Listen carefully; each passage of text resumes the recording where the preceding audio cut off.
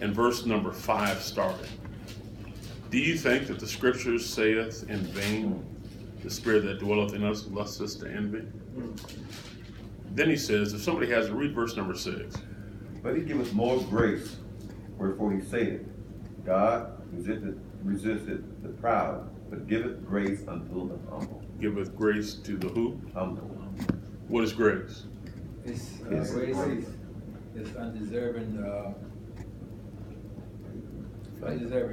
Favor. blessed, undeserving. Favor. That's what he said it 3 times. Wait for me to catch up. That's all right. That's all right. But let me just drop this on you as well. Grace. It is favor. By purest of definitions, it's favor. But it's also translated beauty, kindness, and graciousness. Okay? So God, matter of fact, if you look at the word for it in the Old Testament, you know, Noah found grace, right, in the eyes of the Lord. Right. Genesis chapter 6, verse number 8. That word grace carries with the idea of a superior stooping down to an inferior and providing to the inferior something that he or she could not receive in and of themselves. Now, I'll give you an example of this. And this is why this is going to become so important. The text says he resisted the proud, right? But he giveth more grace to who? The humble. So grace is given more so to the humble, and if I get prideful, he resists me. He's at odds with me. He's fighting against me. Y'all follow me? Now, think about this. When I was a boy living in Riverside, California, just outside of Los Angeles, I lived there from the time I was in kindergarten till the 5th grade. My dad was an air traffic controller at this point, and so he had a lot of ties in Los Angeles. And so we would go into, this is in the 60s, for those of you that, some of you know what I'm talking about, some of these cats in there don't have a clue. Okay, but this is in the 60s, and thank you. I know I don't look that old, but that's okay. Now, in the 60s, UCLA and the Lakers, UCLA and the Lakers had some very strong teams. Chamberlain played for the Lakers during that time. Jerry West was playing for the Lakers during that time. Okay, at UCLA was when Jabbar was playing at UCLA, and then he would be followed by Bill Walton. Okay, and every so often, my father, because we were big basketball fans, I've been playing basketball since I was about 6. And so we were big basketball fans, so every so often we go to UCLA, we go to the Lakers game. My dad knew a whole lot of people. And so this one Lakers game we went to, we were almost on the floor. And my dad, don't ask me how, I have my suspicions as to why my dad knew Will Chamberlain. Okay, I have my suspicions. Wilt and my dad had very similar spirits. For those of you that know Will Chamberlain, and his he wasn't just a pro on the basketball court, and I think my daddy was a lot like him. But here I am, this little fella. I was probably 7 or 8 at the time, so I was, I don't know how tall I was, but obviously nowhere near as tall as Will Chamberlain. Not even that now. But my dad introduces me to Wilt as a little boy. And I'll never forget this, because what happened was Wilt, he's 7'2"-ish. Okay, 7'1" and something. So this big giant of a man stooped down and met me face to face. The superior came down to the inferior. Okay? He didn't have to do that. He could have stayed right where he was with his catcher mitts for hands and his feet that he called, boats that he called feet. Okay? He didn't have to do that. But he came down where he could meet me. God's grace is he's superior. He doesn't have to do what he does. But he chooses to come down. He chooses to come down and to interact with us and provide us favor. But if we're prideful, he stays right where he's at. Oh, yes. He's chosen to stay where he's at because I've become prideful. And okay, my Lord have mercy. Take your time, bro. You know how we know we get prideful? When it becomes about us and not anybody else. Say it again. It ceases to be about God. So Jesus, this was really all about the whole of the Bible is about Jesus. Yeah.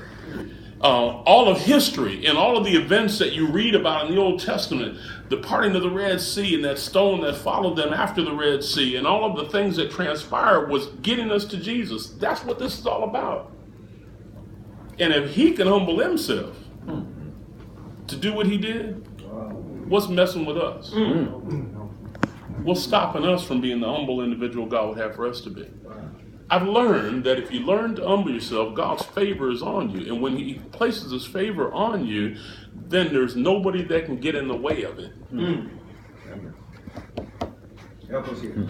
But what precedes his favor is our humility. See, we'll never become servants until we first become humble. Yes. See, this is a several-fold lesson. One, it's a lesson in humility, learning to humble yourself, get yourself in check, don't get prideful, because we know, according to the proverb writer, that pride precedes a destruction and a fall. So sometimes we let people blow up our heads, and we become like we think we're somebody. Anybody put on some cologne this morning? Yes, I did. Yes. Okay, I mean, for real, did we put on some cologne this Yes, morning? sir. You put some on? Yeah. Anybody drink it? No. No? Nobody drinks cologne? You don't drink your cologne? Why? It's not designed for that. It's designed for what? For- It's designed to be smelled, not drank. When people are talking to us and saying, oh, you've done such a good job, and oh, you're wonderful this, and oh, you sang service so wonderfully, and oh, you're just a great preacher, we got to learn to smell it and not drink it. Come on, man.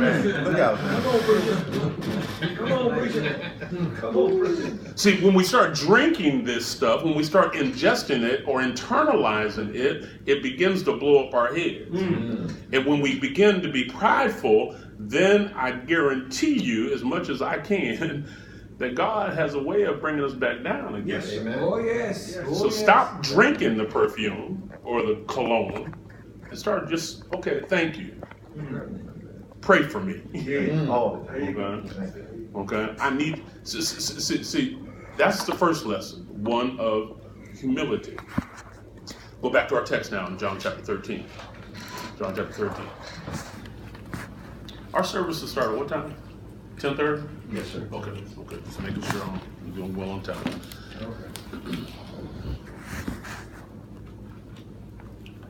Now, the other thing I want you to see is also found in the text.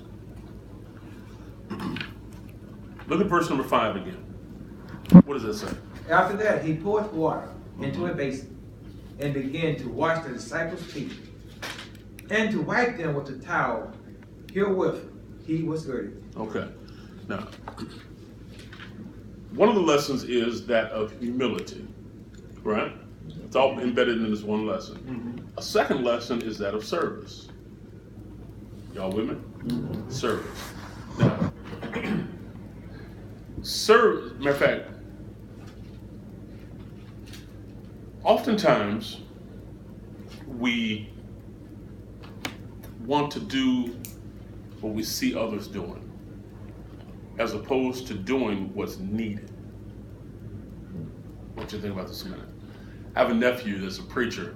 Matter of fact, a lot of the guys in my family have become preachers since I have.